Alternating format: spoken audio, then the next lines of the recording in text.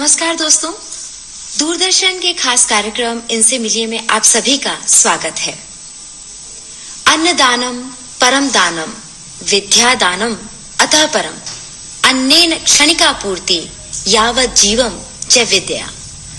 अर्थात अन्नदान सबसे बड़ा दान है, लेकिन उससे भी बड़ा दान है विद्या का, क्योंकि अन्न से क्षणिक पूर्ति होती है, हमारा पेट भर जाता है एक बार के लिए, लेकिन विद्या से आजीवन तृप्ति होती रहती है। और इन पंक्तियों को सार्थक करते हैं हमारे आज के मेहमान रणवीर ठौलिया जी। ये परबतसर नागौर जिले से आते हैं। राजकीय उच्च बालिका विद्यालय में भूगोल के विख्याता हैं और इसी के साथ ही एक निशुल्क कोचिंग सेंटर भी चला रहे हैं करीब 12 सालों से। राज्य स्तर पर इन्हें स्वर्ण, रजत और ताम्र पदक मिल चुके हैं, साथ ही अनेकों प्रशस्ति पत्र भी इन्हें प्राप्त हैं। आइए मिलते हैं हमारे आज के मेहमान रणवीर ठौलिया जी से। नमस्कार सर। नमस्कार, धन्यवाद। रणवीर जी, आपका बचपन कहाँ बीता है? शिखा जी, मेरा बचपन छोटा सा गांव निम्बोला, गांव का नाम निम्बोला है और पंचायत टापरवाड़ा लगती है और तहसील हमारे परबतसर और जिला नागौर लगता है। तो बचपन गांव में ही बीता है। 10वीं तक अध्ययन भी गांव में ही किया है और 5वीं तक हमने, हमारे गांव में छोटा गांव है तो स्कूल 5वीं तक थी जब मैं अध्ययन कर रहा था वहां पे। और 5वीं तक मेरे गांव में अध्ययन किया निमोला से, और उसके बाद 3 किलोमीटर पैदल चलकर 8वीं तक पास में 3 किलोमीटर के बाद मोड़ी खुर्द गांव है, वहां से 8वीं किया। फिर उसके बाद और स्कूलें नहीं थी तो 5 किलोमीटर पैदल चल के राजकीय उच्च माध्यमिक विद्यालय बाजवास, उस टाइम 10वीं तक था, 10वीं तक मैंने वहाँ अध्ययन किया गांव में ही। उसके बाद 11वीं और 12वीं पढ़ने के लिए हमारे पूरे क्षेत्र के बच्चों को किशनगढ़, अजमेर, डेगाना, मेड़ता की तरफ जाना पड़ता है। जो सक्षम होते हैं वो अजमेर से जयपुर भी आ जाते हैं, बाकी जो 10वीं तक है वो गांव में ही करनी पड़ती है। अभी लगभग पूरी पंचायत में राज्य सरकार ने 12वीं स्कूलें कर दी हर पंचायत स्तर पर। उसका फायदा सभी बच्चों को मिल रहा है, बच्चियों को मिल रहा है। लेकिन उस जमाने में केवल 10वीं और 8वीं तक स्कूलें थी, तो बचपन मेरा पूरा गांव में ही बीता और 5 किलोमीटर की दूरी तय करने के बाद हमने 9वीं और 10वीं की। कौन सा आपका उम्र का वो पड़ाव रहा जो आपको अभी भी याद आता है कि हाँ, ये मेरा एक ठहराव था, यहाँ से मैं आगे की ओर अग्रसर हुआ? उस टाइम गांव में थे जब तक शिक्षा का मैं तो इतना बचपन में नहीं जानते थे और खेल कूद में ज्यादा रुचि थी। तो 11th और 12th वो अजमेर आने के बाद मकान बना लिया था घर वालों ने अजमेर, तो हम अजमेर रहने लग गए। तो 12वीं तक हमने राजकीय विद्यालय उन्हनि खे जॾहिं पकड़े करे वठी बोला है और पंचायत टापरवाड़ा लगती है और तहसील हमारे परबतसर और जिला नागौर लगता है। तो बचपन गांव में ही बीता है। 10वीं तक अध्ययन भी गांव में ही किया है और 5वीं तक हमने, हमारे गांव में छोटा गांव है तो स्कूल 5वीं तक थी जब मैं अध्ययन कर रहा था वहां पे।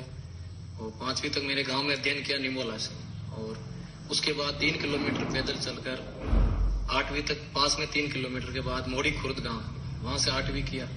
फिर उसके बाद और स्कूलें नहीं थी तो 5 किलोमीटर पैदल चल के राजकीय उच्च माध्यमिक विद्यालय बाजवास, उस टाइम 10वीं तक था, 10वीं तक मैंने वहाँ अध्ययन किया गांव में ही। उसके बाद 11वीं और 12वीं पढ़ने के लिए हमारे पूरे क्षेत्र के बच्चों को किशनगढ़, अजमेर, डेगाना, मेड़ता की तरफ जाना पड़ता है। जो सक्षम होते हैं वो अजमेर से जयपुर भी आ जाते हैं, बाकी जो 10वीं तक है वो गांव में ही करनी पड़ती है।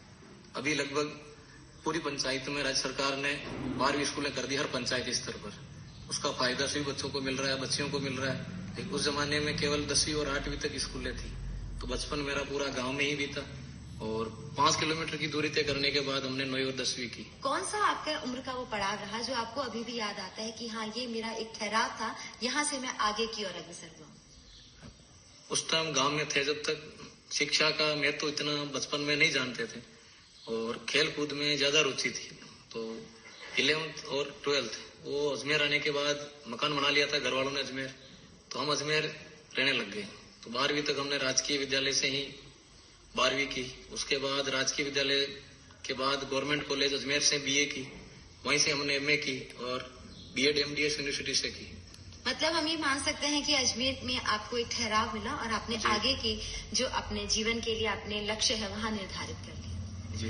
रणवीर जी, आपके परिवार में कौन कौन है? जी, मेरे परिवार में पापा है, मम्मी है और बहन है, 2 बहनें हैं हम और 2 भाई। तो दादा दादी बचपन में ही डेथ हो गई थी तो हम देख नहीं पाए, और पिताजी छोटे थे जब भी दादाजी खत्म हो गए थे, लेकिन पापा जी और मम्मी जी के साथ हम रहे और आज जॉइंट फैमिली है हमारी और साथ में ही रहते हैं, जिसमें ताऊ जी भी है, अंकल जी भी है और पापा भी है और सब हम साथ में रह रहे हैं। और शादी कर दी दोनों सिस्टर की, मेरी भी शादी हो गई थी।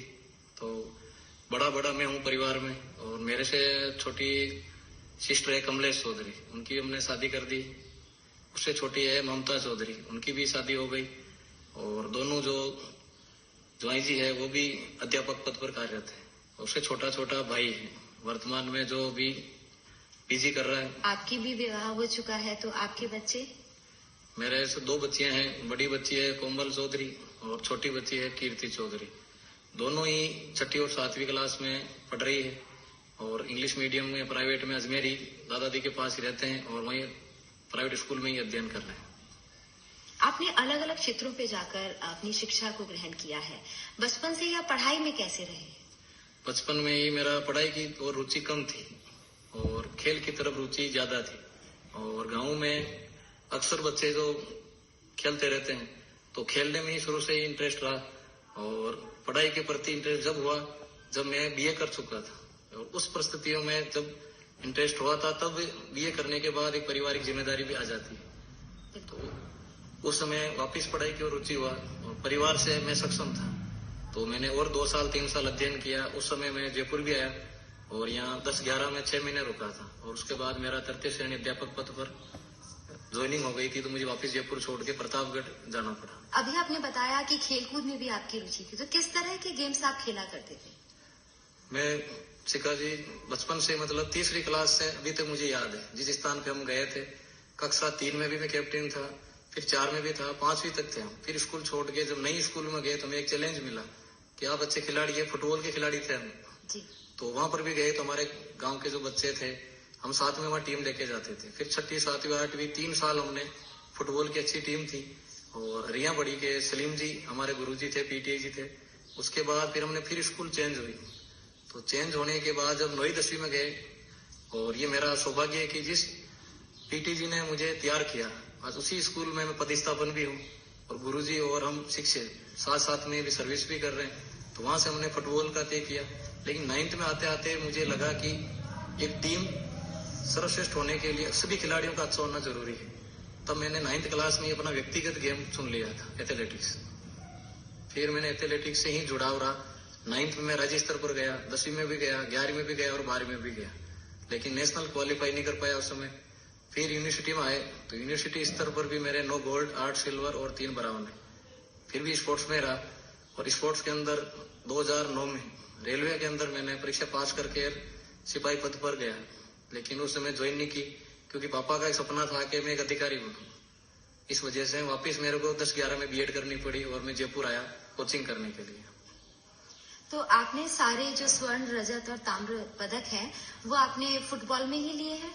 जी नहीं, एथलेटिक्स में थे। एथलेटिक्स में आप चले गए, तो क्या आप खेलते थे तब? मैं थ्रो में था, वैसे गोला फेंक, तस्तरी फेंक और भाला फेंक। तो तीनों इवेंट में मैं लगातार 5 साल तक अपने यहाँ यूनिवर्सिटी स्तर पर, राज्य स्तर पर फर्स्ट आया और उसके बाद फिर मैं गया नेशनल। और उसके बाद जब जैसे ही मेरा वापस पढ़ाई की तरफ झुकाव हो गया तो मेरे पीजी सब्जेक्ट ज्योग्राफी से था तो उस समय यूनिवर्सिटी टॉप नहीं कर पाया। तो पापा का एक वो भी था कि मतलब इधर ही जाना है अधिकारी की तरफ। तो मैंने बड़ी अच्छी पढ़ाई की और यूनिवर्सिटी से मैंने गोल्ड मेडल भी हासिल किया।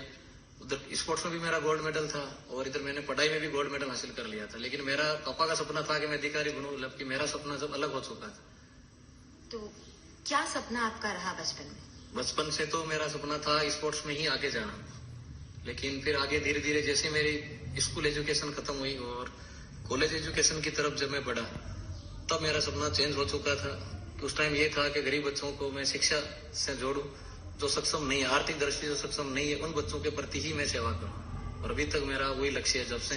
हालांकि मैंने प्रशासनिक सेवाओं की परीक्षा भी दी है और मुख्य परीक्षा तक कई बार मैं शामिल भी हुआ, लेकिन मैंने कभी उस पर जोर नहीं दिया।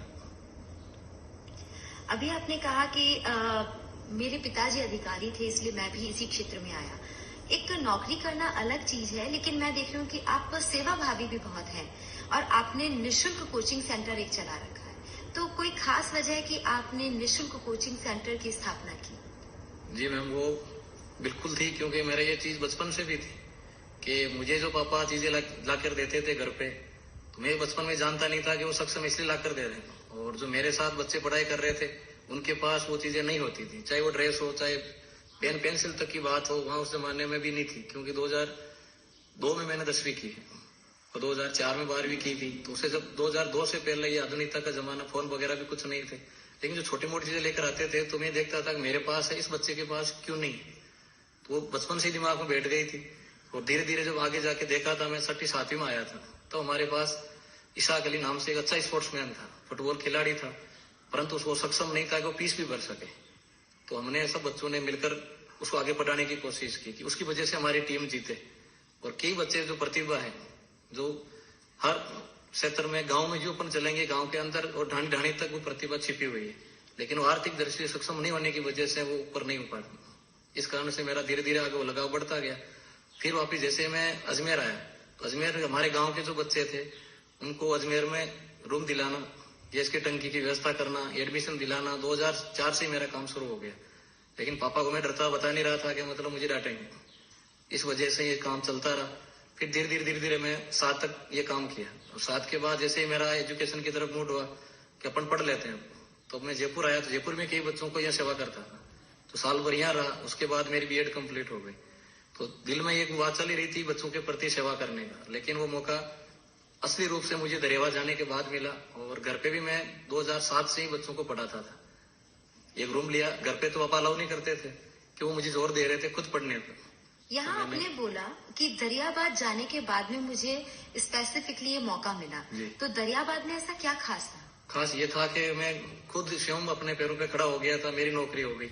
तो पापा ये नहीं कह रहे थे कि भाई अब तेरे को पढ़ना नहीं पढ़ना, घर पे डांट नहीं पड़ती थी। अब एक उनके विचारों से मैं स्वतंत्र हो गया था, तो घर पे अलाउ नहीं करते थे। तो यहाँ पे मैंने रूम लेके अजमेर में भी फ्री पढ़ाता था, लेकिन वो घर पे मेरे को पता नहीं था उस बात का भी। और यहाँ तक कि जब दरियाबाद ही मैंने 2012 में व्यवस्था शुरू कर दी थी, वहाँ ज्वाइन की, तो वहां से यहाँ गरीब बच्चों के प्रति या आर्थिक जो संपन्न नहीं थे वहाँ ज्यादा है। डूंगरपुर, बांसवाड़ा, प्रतापगढ़ और जो अपने उदयपुर तक का क्षेत्र आता है, राजसमंद का, आमेर तक का पूरा क्षेत्र आता है। तो उस पूरे क्षेत्र के अंदर वास्तविक जो बच्चे थे, जो मैं सेवा करना चाहता था, वो बच्चे मुझे वहां दिखे। तो वहां जाते ही मैंने ये संस्था शुरू कर दी थी कि अपन बच्चों को पढ़ाना ही है और वास्तव में इन बच्चों को अपनी जरूरत है। तो अक्सर देखते हैं कि जब एक नौजवान होता है, पढ़ाई पूरी करने के बाद वो कोशिश करता है कि मेरी अच्छी सी नौकरी लग जाए, प्रशासनिक पद पर मैं आ जाऊं, अच्छा सा कमाऊं और एक अच्छा जीवन में यापन करूं। और वहीं आपने इस क्षेत्र को चुना, सेवा भाव को। लेकिन बहुत सारी समस्याएं जब हम सेवा के लिए निकलते हैं तो आती है। पहली समस्या होती है अर्थ की, क्योंकि जब पैसा होता है तो सभी चीजें आसान हो जाती हैं, लेकिन जब पैसे की कमी होती है तो वहीं सारी समस्याएं खड़ी हो जाती हैं। तो किन समस्याओं का सामना आपने किया और किस तरह से उनका हल चुना? जी मैम, बिल्कुल समस्या शुरू से आ गई थी। जब मैं तृतीय श्रेणी अध्यापक पद पर था तो हमारी 8,950 रुपए वेतन था 2 साल के लिए। अब 8,950 में से मुझे 5,000 रुपए हॉल का किराया देना पड़ता था, तो बाकी जो बचते थे उसमें पूरा महीना निकालना होता था।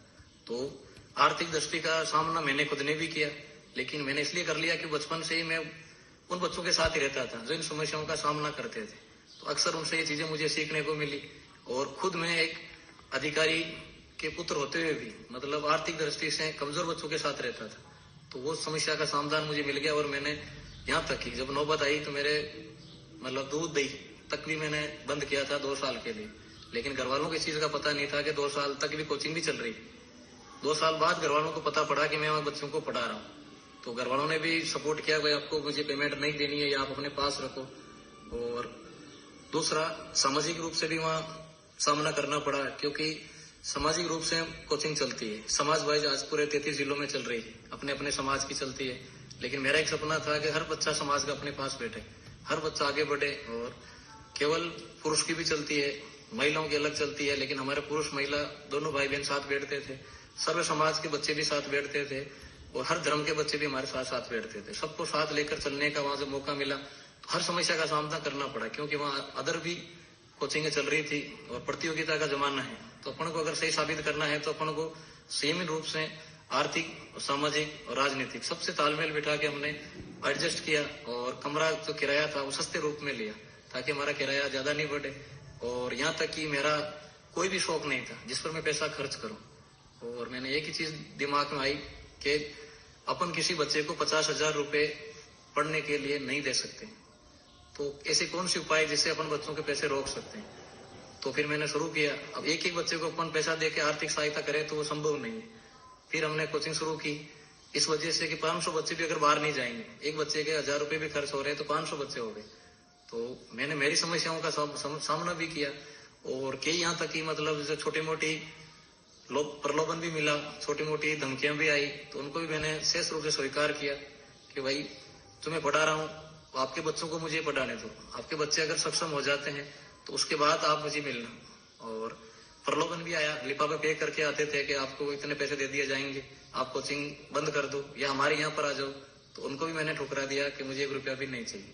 तो रणवीर जी, इतनी सारी चुनौतियों का सामना कर आप आए हैं, तो वो कहते ना कि रुक जाना नहीं तू कभी हार के, और आप आगे बढ़े। आपने राजस्थान में कितने केंद्र खोले हैं और किस तरह की शिक्षा उन केंद्रों पे आप देते हैं? जी मैंने सितंबर 12 में दरियाबाद में पोस्टिंग हुई और 2 महीने बाद ही मैंने वो संस्था शुरू कर दी थी। तो शुरू में हमारी मुख्य शाखा दरियावादी है, अभी भी मुख्य शाखा दरियावादी चल रही है। तो दरियाबाद से फिर हमने 13 बच्चों से शुरुआत की, जो बांसवाड़ा के बच्चे थे, बीएड करने आते थे, उनसे शुरुआत की 13 बच्चों से और 2300 बच्चों तक हमने पढ़ाया है एक बैच में। तो शुरुआत प्रतापगढ़ से दरियावा तहसील से ही की। उसके बाद हमारे लसाड़िया जो प्रधान जी थे, कन्यालाल जी अभी भी प्रधान है, वो 3री बार, तो उन्होंने भी प्रेरित होकर कहा रणवीर जी अगर आप समय समय पर टाइम दे पाते हो तो हम भी आपकी बरात शुरू कर दे। तो उन्होंने कहा कि ठीक है। फिर उन्होंने जनजाति मंच की तरफ से वहां पर बैच शुरू किया, 3 साल तक बढ़िया वो भी चल रहा था। और हमने अलग से रायपुर जंगल सालम घाटा पार करके जाना पड़ता है वहां पे, तो मैं हर संडे को 6 घंटा सालमगढ़ घाटा पढ़ा के और 6 घंटा लसाड़िया पढ़ा के फिर दरियाबाद वापस आता था। तो 2 शाखा वहां चल रही थी और मूल शाखा हमारी दरियाबाद में थी। अभी 2 शाखा हमने गुल्लर परबेश्वर में शुरू की है और दूसरी बाजवास में शुरू की है। और छोटे बच्चों के लिए मैंने हमारे गांव प्रोपर निमोला में भी शुरू कर दिए। तो वर्तमान में इनकी 6 शाखा है। तो वर्तमान में आपकी 6 शाखाएं चल रही है, कैसा महसूस होता है? आप इतना नेक कार्य कर रहे हैं, विद्या का दान लोगों को दे रहे हैं, ऐसा दान जो कभी घटता नहीं है, दिनों दिन बढ़ता ही रहता है। जी मैं बहुत अच्छा लगता है। और इसमें यह भी है क्योंकि विचार कभी कभी हम भी परेशान हो जाते थे जब आदिवासी बच्चों को शिक्षा ग्रहण करती होती थी, तो वहां उस क्षेत्र में जिनके घर नहीं है, छपरों में वो रहते हैं, बरसात में भीग जाते हैं और कई नदी नाले वहां पार करके आना पड़ता है। तो उस बच्चों को देखकर दिल को संतुष्टि होती थी कि इन बच्चों को अपन पढ़ा रहे हैं। और शाम को जब सोते हैं तो भी बहुत अच्छा महसूस होता था। लेकिन यह है कि उनको पढ़ाना बहुत मुश्किल था, उनको समझाना बहुत मुश्किल था। लेकिन मैंने हिम्मत नहीं हारी। उनको एक दिन समझ में नहीं आया, मैंने दूसरे दिन पढ़ाया, दूसरे दिन समझ में नहीं आया, तीसरे दिन भी पढ़ाया। आखिर संडे को भी हमने 10-10 घंटे क्लासें ली। आखिर उनको हमने ये समझाने को मजबूत कर दिया कि शिक्षा ही सब कुछ है और शिक्षा के प्रति अपन को जागरूक होना है और शिक्षा के लिए आगे बढ़ना है। और शिक्षा ही, चाहे औद्योगिक क्षेत्र हो, राजनीतिक क्षेत्र हो, सामाजिक क्षेत्र हो, सब में शिक्षा जरूरी है। हमारी ये जरूरी नहीं थी कि सबको राजकीय सेवा में जाए, लेकिन उनको कहा था कि शिक्षा जरूरी है। रणवीर जी, अभी आपने कहा कि आप आदिवासी क्षेत्रों में भी आपने पढ़ाया, कई ऐसे क्षेत्रों में भी आपने पढ़ाया होगा जहाँ पे लोग असक्षम होते हैं और जहाँ ऐसी स्थिति होती है वहां पर पेरेंट्स बच्चों को पढ़ने के लिए भी नहीं भेजने देना चाहते हैं। वो चाहते हैं कि घर में रहेगा, कुछ काम करेगा, कमा कर लाएगा। तो ऐसी स्थिति का भी सामना आपने किया, उन परिवारों को आपने कैसे समझाया? जी मैम, वैसे परिस्थिति हर महीने में 1-2 बार हमारे साथ हो जाती थी और हम उनके परिवार वालों से मिलते थे, मम्मी से बात करते थे, उनके पापा से बात करते थे, उनको प्रयास करते थे कि कैसे न कैसे आप इनको मेरे पास भेजें। अगर मैं अच्छा नहीं पढ़ा रहा हूँ तो इनको आगे भी भेजेंगे अपन, लेकिन एक बार आप मेरे पास भेजे। तो उन्होंने समझाया, वो समझ भी गए, लेकिन उन्होंने बोला कि हमारा आर्थिक स्थिति की, हम कमरा लेके दरियाबाद में भी नहीं रह सकते। तो फिर उन्होंने किसी को हमने साइकिल दी बच्चे को कि साइकिल के थ्रू आ जाएगा और टाइम पर वापस घर चला जाएगा। और किसी को हमने आर्थिक सहायता भी दी, रूम किराया भी दिया। और जो बिल्कुल भी फार्म भरने के नहीं थे उनको फार्म भरने के पैसे दिए। किराया नहीं होता था पेपर देने का तो भी हम देते थे। और लगभग पूरी ब्लॉक, मतलब पूरी तहसील के बच्चों को हमने कभी भी 8 साल और 4 महीने में भरा। 8 साल 4 महीने में बच्चों को, चाहे मैंने किसी से उधार लिए हो या मैंने मेरे एडजस्ट किए हो, लेकिन बच्चों को कभी ना नहीं किया कि आपको ये पैसे नहीं मिलेंगे। और अभी भी 2 बच्चों ने IAS मेंस दिया है, उदयपुर रह रहे हैं, गणपत लाल मीणा वगैरह, तो उनको भी मैंने पूरा सपोर्ट किया, अभी कर भी रहा हूँ, ताकि आपको हिम्मत नहीं हारनी। 2 बार वो मेंस में रह गए, लेकिन उनको कहा लगातार आप जारी रखो उसको। अभी आपने बताया 6 केंद्र आपने खोले हैं, तो 6 केंद्रों को आप कैसे संभालते हैं? सहायता कहाँ से आती है आपके पास में? क्योंकि अलग अलग क्षेत्र पे अलग अलग अध्यापक पढ़ाते हैं बच्चों को। सहायता में जैसे यूँ है कि हमने शुरू की थी तब मैं बिल्कुल अकेला था। फिर उसके बाद हमारे नरेश गोस्वामी टोंग के वहाँ टीचर थे, वो अपने सबसे पहले सहयोग किया। उसके बाद विकास जी झुंझुनू के थे, आदिवासी एरिया में जो बाहर के जो इधर से टीचर होते थे वो वहाँ पोस्टिंग होती थी, तो उनका भी यही था दिनचर्या के सुबह ऑफिस जाना, 5 बजे 4 बजे घर आना वापस। तो उसके बाद वो फ्री रहते थे, और सुबह भी 10 बजे से पहले जो टीचर था उनका वहाँ फैमिली रहती नहीं थी, क्योंकि वो सिंगल टीचर वहाँ नौकरी करते थे। तो अधिकतर उनको मैंने प्रयास किया समझाने का, आप मेरा साथ दो, और जिसको भी मैंने कहा किसी ने भी ना नहीं की कि आप इतना प्रयास कर रहे हो तो एक पीरियड हमारी तरफ से हम भी लेंगे। तो लगातार ये संघर्ष रहा। उसके बाद हम 5 टीचर मिल गए, ऐसे 5 ने फिर सहायता की। उसके बाद फिर वापिस धीरे धीरे 2017 की व्याख्याता की भर्ती आई। इधर से जो अच्छे व्याख्याता थे, कमल किशोर जी जो सिक्कर के थे, वो भी वहाँ सिंगल रह रहे थे। ऐसे ही अपने पॉलिटिकल के सर थे, तो जैसे व्याख्याता सब उधर आए तो उन्होंने मिलकर सबने कहा कि हम आपका साथ देंगे और हम सुबह शाम आपके बच्चों को पढ़ाएंगे। 2017 का जो बैच था वो हमारे सबसे अच्छा बैच था, क्योंकि उस समय हमें 8 गवर्नमेंट लेक्चरर थे और बाकी सेकंड ग्रेड टीचर भी थे, थर्ड ग्रेड टीचर भी थे, एलडीसी यूटी सबने मिलकर हमारा साथ दिया। तो वो पैसों की जरूरत पड़ती नहीं थी, सब निःशुल्क थे, वो भी पैसे नहीं लेते थे, और पैसे लेकर वो ले भी लेते तो मैं कहाँ से लाता। हालांकि 1-2 टीचरों से मैंने बात भी की जो पैसे की मांग की थी, लेकिन उन्होंने भी मैंने समझाया कि मैं बिल्कुल निःशुल्क हूँ, बच्चे जब निःशुल्क है तो आप भी इससे की थोड़ा बहुत कम कर दिया जाए। तो शुरू में 1-2 जगह हमें देने भी पड़े, लेकिन वो बिल्कुल एक नॉर्मल राशि के रूप में मैंने दी, लेकिन वो सब खर्चा हमारी जेब से ही था। आपके परिवार की क्या प्रतिक्रिया रहती थी? जैसे आप निःशुल्क शिक्षा दे रहे हैं और आप अपना समय भी दे रहे हैं, आपने कहा कि किराए का आप कमरा लेते थे तो वहां पर आप अर्थ भी लगा देते थे अपना, तो पारिवारिक प्रतिक्रिया क्या रही आपकी इसके कार्य के पीछे? पारिवारिक प्रतिक्रिया ये रही कि मैं 3 साल तक तो घर वालों को पता ही नहीं चलने दिया कि मैं कोचिंग चला रहा। और उसके बाद फिर वापस सब घर वालों का जो हमारे इधर जो ट्रैक्टर होते हैं नागौर अजमेर के, वो तो आदिवासी बाहुल्य क्षेत्र में गेहूं काटने के लिए आते थे। तो वहां पर क्या हुआ कि जो हमारे गांव के ट्रैक्टर भी वहां आए, तो उन्होंने यहाँ घर आके बता दिया कि आपका बच्चा तो ऐसा काम कर रहा है। तब घर वालों को पता पड़ गया था, लेकिन हमने कभी भी वो चीज नहीं हारी, क्योंकि माँ का भी एक होता है कि बेटा पास में रहे, और पत्नी का भी ये होता है कि भाई मिले आए, बच्चों का भी होता है। लेकिन गर्मियों की छुट्टियों में, सर्दी की छुट्टियों में सब हमने त्याग कर दिया था। और जब भी हम आते थे तो एक रात से कभी ज्यादा मैंने अजमेर में घर वालों के पास नहीं रुका।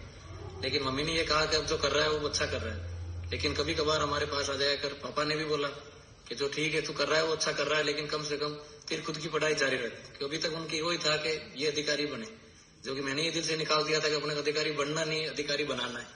और वो सपना मेरा साकार भी हुआ, क्योंकि 3000 से अधिक बच्चे ज्वाइन कर चुके हैं और अधिकारी के रूप में भी ज्वाइन कर चुके हैं। तो एक ही बैठ गया था कि जो वास्तव में सक्षम नहीं है वो अधिकारी बने, और यही जीवन का एक लक्ष्य हो गया। और शिक्षा के अलावा हम किसी फील्ड में दूसरे में नहीं बात करते थे। लेकिन हमारी कोचिंग जी, वो जैसे मालोकखंड अधिकारी महोदय हैं, उन्होंने जब भी हमारे को कहा है कि आपको प्रचार करना है, जब निर्वाचन के समय रैली निकालनी है या पोस्टर प्रतियोगिता करानी है या दौड़ करानी है, तो हमने पुलिस व्यवस्था का और प्रशासनिक अधिकारियों का हमारी कोचिंग ने जमकर साथ दिया हमने, और उन्होंने भी हमारा साथ दिया कि कोई भी काम हम बच्चों के लिए तैयार है।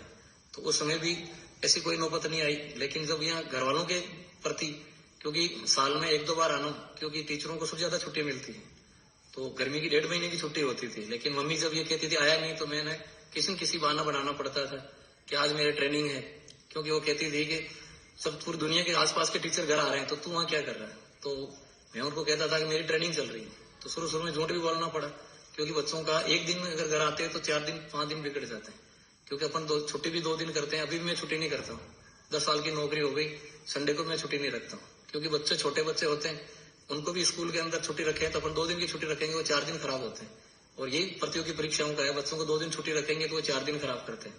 तो ये विचारधारा से मैंने कभी भी छुट्टी नहीं रखी।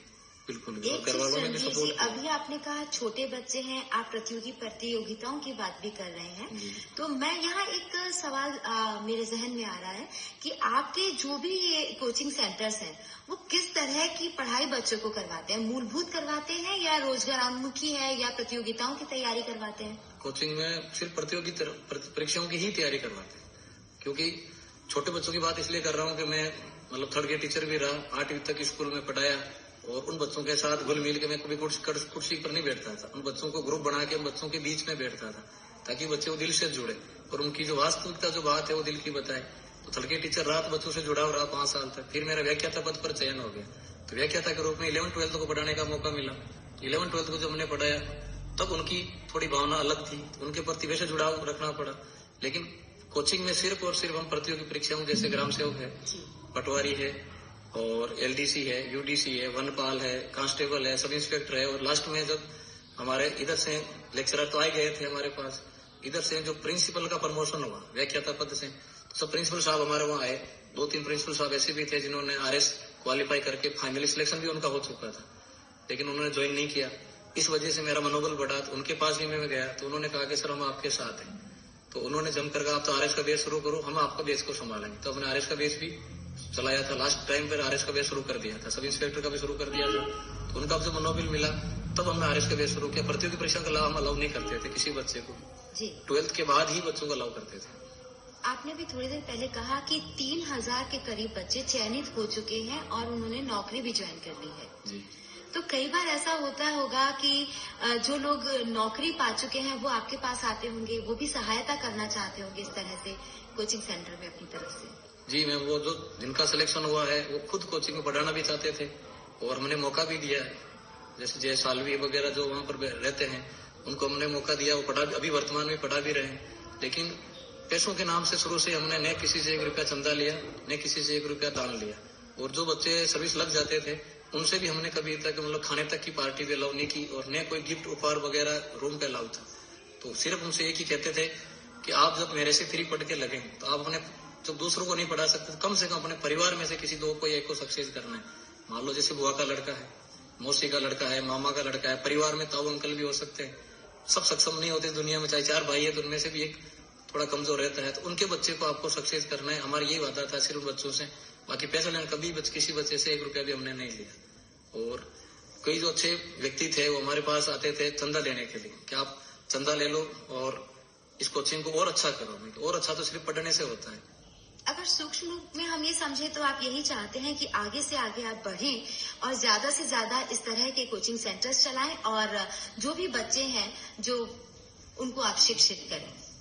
मैं ये समझती हूँ कि अगर एक शिक्षित व्यक्ति ये सोच ले कि मैं एक बच्चे को शिक्षा दूंगा या फिर उसकी शिक्षा में मदद करूंगा, तो मुझे लगता है कि हमारा सारा भारत देश शिक्षित होगा और विकसित होगा। आप इस कार्यक्रम में आए रणवीर जी, आपका बहुत बहुत शुक्रिया। जी मैम, धन्यवाद।